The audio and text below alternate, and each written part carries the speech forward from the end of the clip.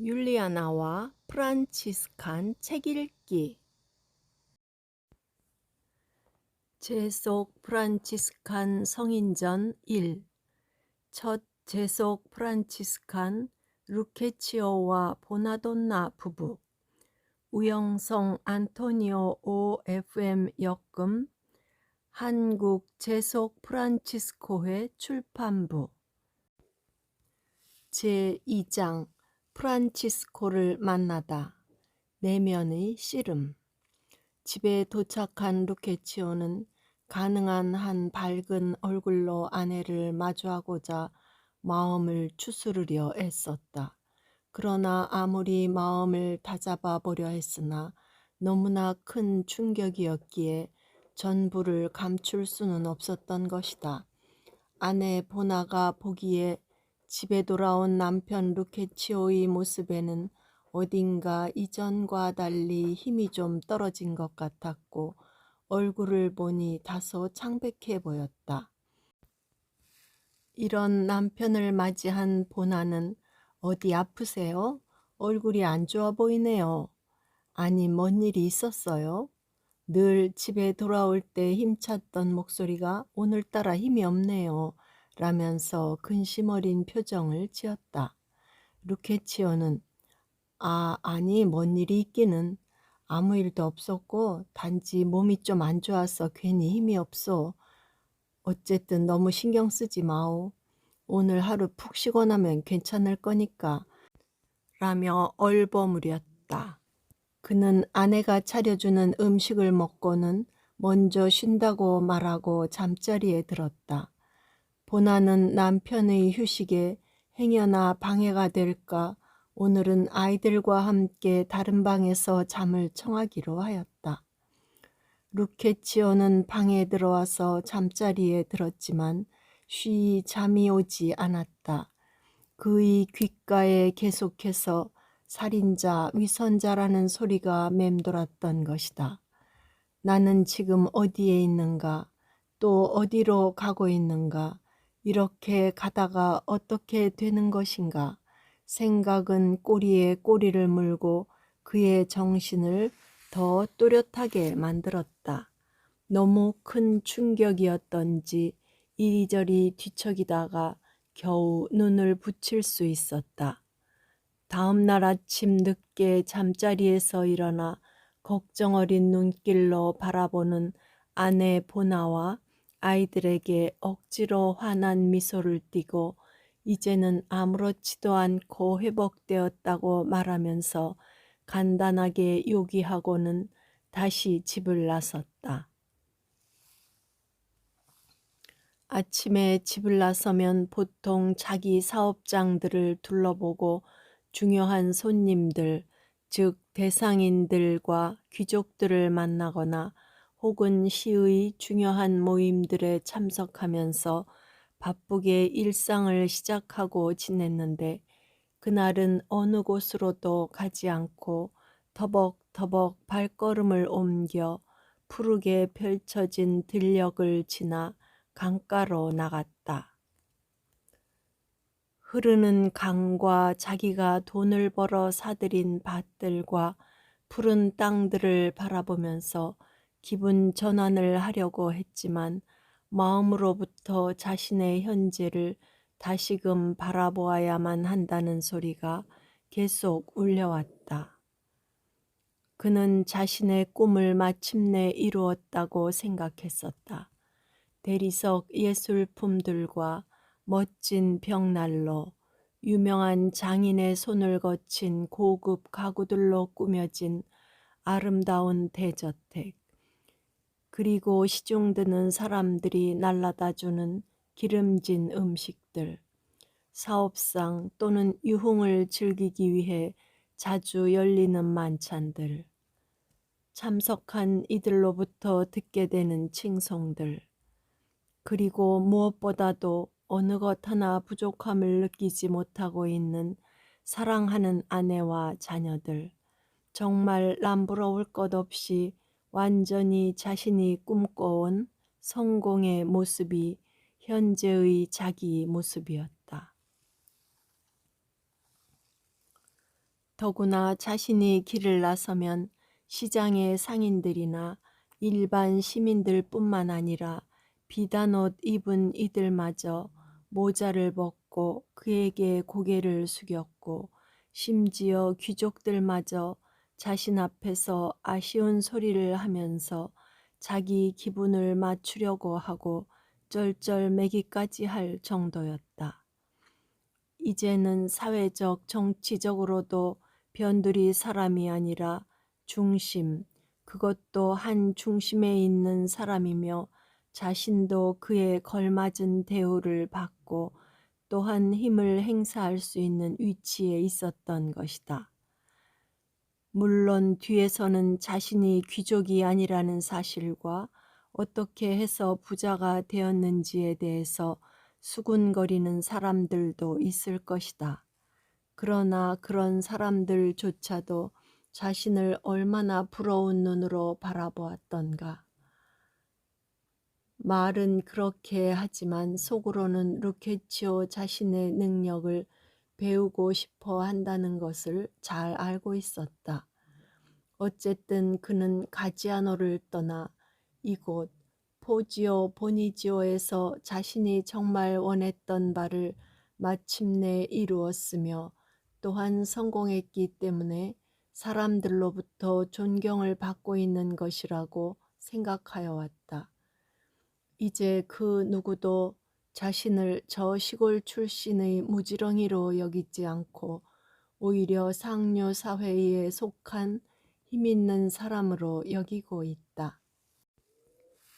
아직 30살도 안 된 그로서 남이 한평생을 걸쳐도 못할 일을 해낸 것이다. 그의 가정은 사람들이 모두 행복한 가정이라고 말하곤 한다. 그러나 이렇게 성공하기 위해 달려왔고 마침내 그것을 이루었지만 이게 뭐란 말인가? 가슴은 왜 이렇게 삭막해졌고 정말 이것이 내가 바라던 행복이란 말인가? 그런데 마음은 왜 이렇게 허전하며 어느 순간부터 순수했던 미소가 사라지고 가식적인 미소만이 입에 머물게 되었고, 사람들을 만나지만 가슴으로 만나기보다는 늘 사업에 관한 이야기가 주된 화제요. 칭송의 소리는 하지만 왜 그렇게 가면을 쓴 것처럼 느껴지는 것인가? 어느 순간에 그런 분위기에 젖어들어 과연 내가 어디로 가는지도 모른 채 지금껏 흘러왔던 것은 아닌가? 아내와 자식들은 또 어떤가? 부족함이 없이 해주었지만 나를 정말 아버지요 남편으로 존경하고 받아주고 있는 것인가? 만일 내가 이렇게 성공하지 못했다면 나를 무능한 아버지로 바라봤을 것이 아닌가? 갑자기 모든 것이 낯설게 여겨졌다. 모든 것을 수중에 넣었지만 공허함은 왜 더 커진 것인가?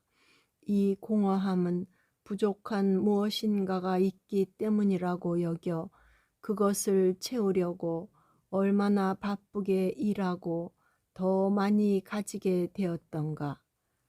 그런데 돈도 없이 가난했던 어린 시절이 더 생각나는 것은 무엇 때문이며 왜 그때가 더 자유로웠고 훨씬 행복했던 것으로 느끼게 되는 것인가? 지금 나는 행복한 것인가? 허탈한 것인가? 나는 자유로운 것인가? 노예가 된 것인가? 정말 바쁘게 달려왔지만 나는 어디에 와 있는 것인가? 현재의 이 모습이 본래의 내 모습인 것인가? 내가 원하던 그 모습이란 말인가? 집도 가족도 심지어 자기 자신마저도 낯설게 느껴졌다. 오랫동안 돈벌이에만 몰두하다 보니 어느새 냉혹하고 탐욕스런 다른 인물로 변한 자신을 보게 된 것이었다. 참으로 괴로웠다. 본시 자신은 착하고 너그러운 사람이라고 생각하고 있었다. 그런데 이제는 살인자, 위선자로 여겨지고 있었다. 되었다.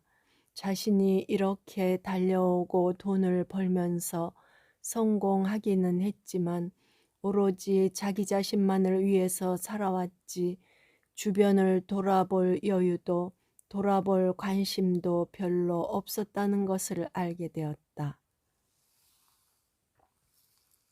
가지아노에서 실패와 상처로 자신도 모르게 독해졌고 오로지 자기만을 생각하면서 앞을 내달려 성공했지만 정작 자기로 인해 얼마나 많은 사람들이 상처와 낙담과 아픔과 절망에 빠지게 되었는지를 미처 간파하지 못했다는 것을, 아니, 처음에는 그래도 양심적으로 시작했지만 점점 더 무뎌지고 애써 그런 사람들을 외면하기 시작하고 결국 이제는 냉혹하고 차가운 독한 루케치오로만 남아있는 자신을 발견하게 된 것이다. 자기 앞에서 분노에 차 살인자, 위선자라고 외쳤던 그 사람처럼 자기에게 한을 지닌 희생자들이 참으로 많을 것이라고 생각하면서 그는 자기 무릎 사이에 머리를 묻었다. 흘러가는 강물 위로 굶주림을 어떤 식으로든 해결해보고자 시장에 나와서 쪼그려 앉아서 구걸하는 손을 내민 채 배고픔에 잠이 든 야윈 어린아이를 바라보는 늙은 할머니의 모습, 사기꾼이요 못된 놈이라고 저주 섞인 말을 내뿜는 분노한 중년 남성, 불 꺼진 지 오래된 차가운 집안에 낡고 누더기가 된 혼이불을 덮고서 벌벌 떨면서 아버지를 기다리는 아이들의 모습이 계속 스쳐 지나갔고 강가에 부는 바람 소리조차 마치 하느님 앞에 무릎 꿇는 신자라고 하지만 가증스런 살인자라는 소리로 들릴 정도로 그의 귀에서 그 외침은 계속 울려 나오고 있었다. 이 외침은 마치 당신은 지금 이렇게 떵떵거리며 다른 사람을 등쳐먹고 살지만 천벌을 면치 못할 거야. 저들의 외침이 들리지 않나? 저들을 울리고 불행하게 만들면서 번 돈이 내 영혼을 구할 것 같으냐? 이 어리석은 놈, 정말 불행한 놈은 바로 너야 라고 하는 것처럼 들렸다. 그랬다. 실은 자기가 매점매석함으로써 실은 다른 사람의 생존에 필요한 양식을 강탈한 것이다.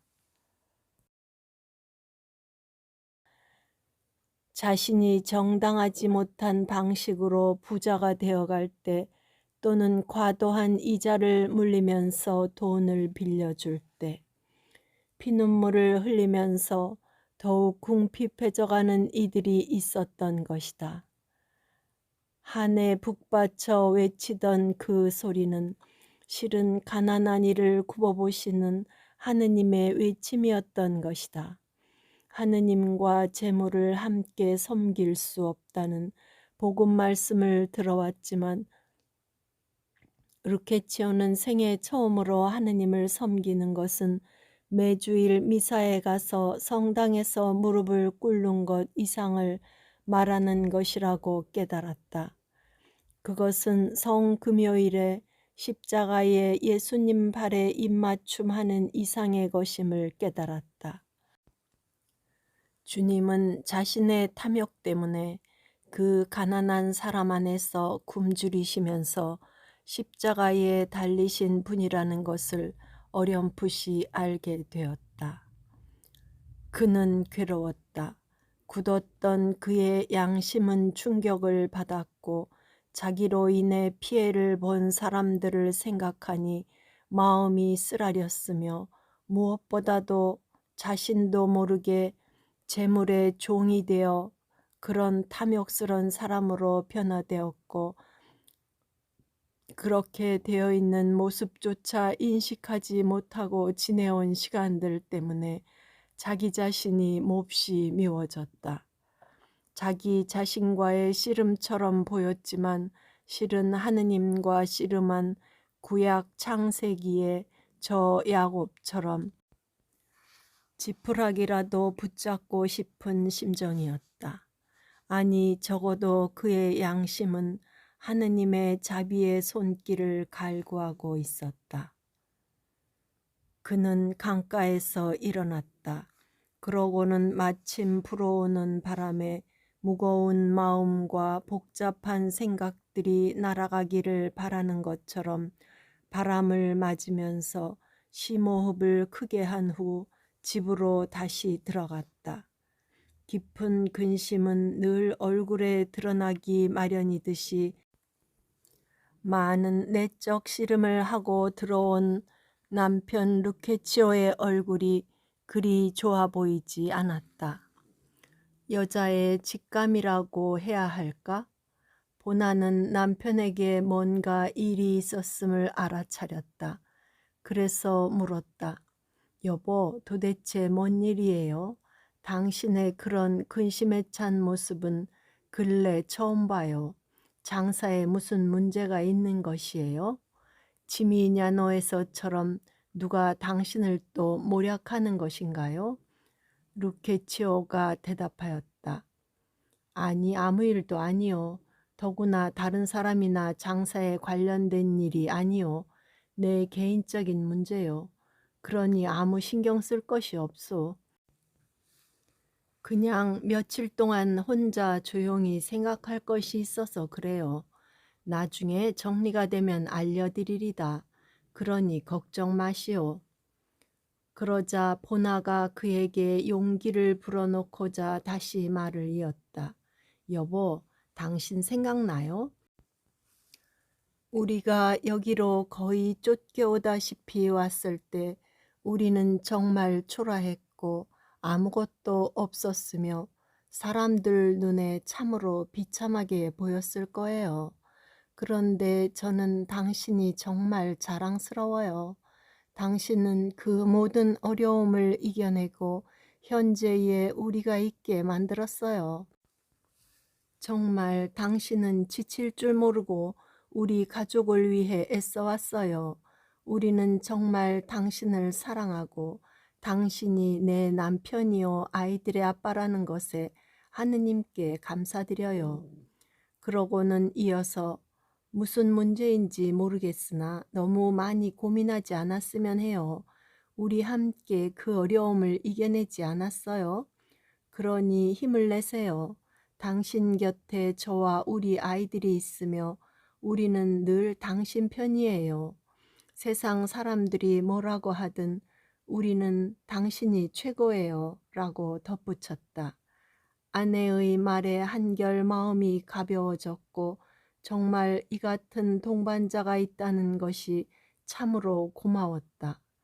그러나 이처럼 사랑하는 아내이기에 더욱더 자기의 문제와 고민을 말할 수 없었다. 루케치오의 양심은 계속 괴로웠지만 이 문제들을 어떻게 풀고 해결할 수 있을지 그가 할 수 있는 것은 아무것도 없었다. 적어도 프란치스코라는 인물을 만날 때까지는 말이다.